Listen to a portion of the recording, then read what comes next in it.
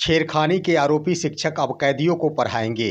खबर देखने वाले आप तमाम दर्शक बंधुओं को एक बार फिर से अपने ही दोस्त एसके चौधरी की ओर से प्यार भरा नमस्कार और आदाब। दोस्तों, जैसा कि मालूम है कि हमने इस खबर के संबंध में पिछले दो वीडियो चलाया है, जिसके अंतर्गत बिहार के लखीसराय जिले के अंतर्गत एक उत्क्रमित उच्च माध्यमिक विद्यालय लोदिया के शिक्षक संजीव कुमार सिंह के ऊपर बहुत बड़ा आरोप लगा था कि उनके द्वारा विद्यालय में नामांकित छात्रा के साथ छेड़खानी की जाती है। दोस्तों, इसके क्रम में शिक्षक संजीव कुमार के ऊपर ग्रामीणों के द्वारा बड़ा हो हंगामा किया गया था। यहाँ तक कि शिक्षक को जूतों का माला भी पहनाया गया था। इसके संबंध में हमने वीडियो सहित खबर आपके सामने प्रस्तुत की थी। अब इस मामले को लेकर एक नई खबर आई है कि उक्त शिक्षक को अब जेल की सजा सुना दी गई है और वो शिक्षक अब जेल में कैदियों को पढ़ाएंगे। दोस्तों, इसे विस्तार पूर्वक प्रस्तुत करूं इससे पहले मेरा गुजारिश होगा कि अगर आपने अभी तक हमारे इस चैनल सुसत्य वचन को सब्सक्राइब नहीं किए हैं तो कृपया अभी सब्सक्राइब कर लेंगे। दोस्तों, बिहार के लखीसराय जिले के अंतर्गत उत्क्रमित उच्च माध्यमिक विद्यालय लोदिया के शिक्षक संजीव कुमार सिंह, जो कि बिहार माध्यमिक शिक्षक संघ के सचिव के पद पर भी हैं, उनके ऊपर बड़ा आरोप लगा था। आरोप ये लगा था कि उन्हें एक छात्रा के साथ बंद कमरे में पाया गया था। यह घटना बीते शनिवार की है, जिस दिन पुलिस के द्वारा उन्हें उस कमरे से उठा लिया गया था, लेकिन किसी भी प्रकार का आवेदन नहीं मिलने के कारण थाने के द्वारा बॉन्ड बनाकर उन्हें छोड़ दिया गया था। लेकिन उसके बाद ग्रामीणों का आक्रोश बढ़ गया था और जब बीते बुधवार के दिन शिक्षक विद्यालय पहुंचे थे, उस क्रम में ग्रामीणों के द्वारा उन्हें बंधक बना लिया गया था और साथ ही साथ उन्हें जूतों का माला पहनाया गया था। उनके साथ मारपीट की गई थी, साथ ही उनके बाइक को भी क्षतिग्रस्त कर दिया गया था। उसके बाद शिक्षा विभाग के पदाधिकारी हरकत में आए और उक्त शिक्षक के ऊपर कार्रवाई करने की बात कही थी।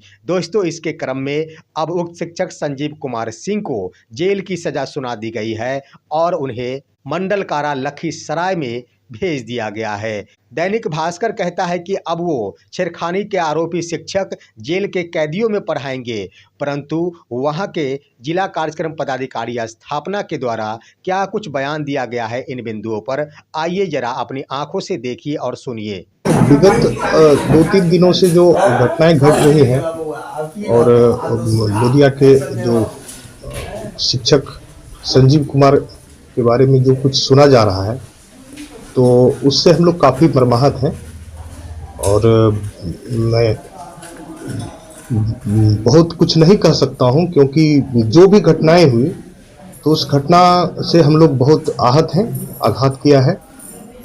और रही बात की, चूँकि ग्रामीण लोग कहिए या भी जो भी घटनाएं हुई, उस घटनाओं को जैसा मैं वीडियो में देख पा रहा हूं या प्रिंट मीडिया के माध्यम से जो जानकारी प्राप्त हो रही है, तो उससे फिलहाल तो उसको वहाँ से हटा दिया गया है। और रही बात की शिक्षण जो कार्य है उस अवधि में वो बताया जा रहा है, खुद बता रहे हैं कि मैं ट्यूशन कर रहा था, तो शिक्षण अवधि में ट्यूशन करना या विद्यालय से बाहर जाना ये उचित नहीं है। तो मैंने उनको सो कॉज किया है। सो कॉज का जो प्रत्युत्तर आएगा उसके बाद में जो आगे की जो कार्रवाई होगी, मैं यह नहीं कह रहा हूं कि वो जो घटना घटी है ठीक है या कौन दोषी है अपराधी, में ऐसा नहीं, उसकी जांच चल रही है, लेकिन सो कॉज के जवाब आने पर उसके बाद ही फिर आगे की कार्रवाई की जाएगी। मंडल कारा में प्रतिनिधित्व किए गए सर, तो वहाँ पे क्या कार्य करेंगे? मंडल कारा में शिक्षण का कार्य तो नहीं करेंगे, बस वो कार्यालय में केवल सहयोग प्रदान करेंगे। दोस्तों, एक बात मैं कहना चाहूँगा कि आज भी शिक्षा जगत में शिक्षकों के प्रति सम्मान बरकरार है। इतने बड़े आरोपी शिक्षक संजीव कुमार सिंह, जिन्हें जेल की सजा तो सुनाई गई है, लेकिन आपने देख लिया कि डीपीओ स्थापना के द्वारा दिए गए बयान से स्पष्ट हो रहा है कि उन शिक्षक को कैदियों के साथ जेल में नहीं रहना है, उन्हें जेल के कार्यालय में कार्य करना है। इसे बहुत बड़ा सम्मान कहा जा सकता है, क्योंकि शिक्षा विभाग ऐसे हरकत करने वाले शिक्षक को कैदियों वाले कमरे में नहीं रखे हैं, कैदियों के साथ नहीं रखे हैं, आज भी उन्हें जेल कार्यालय में कार्य करने हेतु रखा गया है। इन सम्मानों को शिक्षकों को समझने की आवश्यकता है, इस सम्मान की कदर करने की आवश्यकता है। शिक्षक का नाम जीवन के सबसे ऊपरी पायदान पर होता है। इन बातों को शिक्षक को कभी भी भूलना नहीं चाहिए। वहीं दोस्तों एक और घटना सामने उभर कर आई है और यह घटना है बिहार के मोतिहारी पूर्वी चंपारण जिले से संबंधित।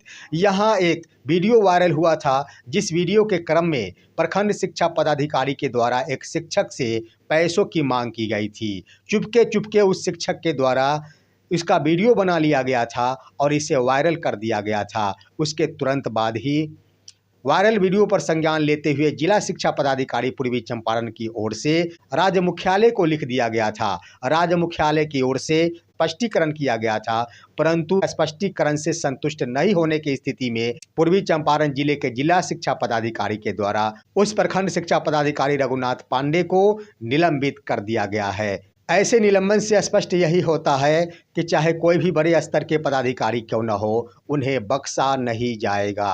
क्योंकि दोस्तों जिन जिला शिक्षा पदाधिकारी के द्वारा उस बीईओ को निलंबित किया गया है, वो भी जिला शिक्षा पदाधिकारी बख्शे नहीं गए हैं। वहां के जिला शिक्षा पदाधिकारी को भी बेंच डेस्क खरीदारी के मामले में कार्रवाई संबंधी पत्र जारी कर दिया गया है, उन पर भी कार्रवाई चल रही है। तो इससे स्पष्ट होता है कि चाहे वो शिक्षक हो, चाहे वो पदाधिकारी हो या फिर जिला स्तर के शिक्षा अधिकारी हो, कभी नहीं बख्शे जाएंगे। लेकिन ज़रूरत है सबूतों के साथ आरोप को प्रस्तुत करने की। किसी भी शिक्षक के द्वारा अगर कोई भी अधिकारी पैसों की मांग करते हैं, चाहे वो निचले स्तर के पदाधिकारी हो, चाहे वो ऊपरी स्तर के पदाधिकारी हो, शिक्षक के द्वारा अगर उसका वीडियो शूट किया जाता है और उस वीडियो को कहीं भी देने की ज़रूरत नहीं है, सिर्फ सिर्फ अपने ही प्लेटफॉर्म के माध्यम से उसे वायरल कर देने की ज़रूरत है, वो अधिकारी हो या फिर शिक्षक हो या फिर कर्मी हो, बख्शे नहीं जाएंगे। इस सबूत के आधार पर उन पर कार्रवाई होना बिल्कुल निश्चित मानी जाती है, इसे कोई नहीं रोक सकता। इसलिए दोस्तों यह कदम बहुत बड़ा कदम है। शिक्षा विभाग के द्वारा इन दिनों वीडियो के माध्यम से भी संज्ञान में लिया जाता है।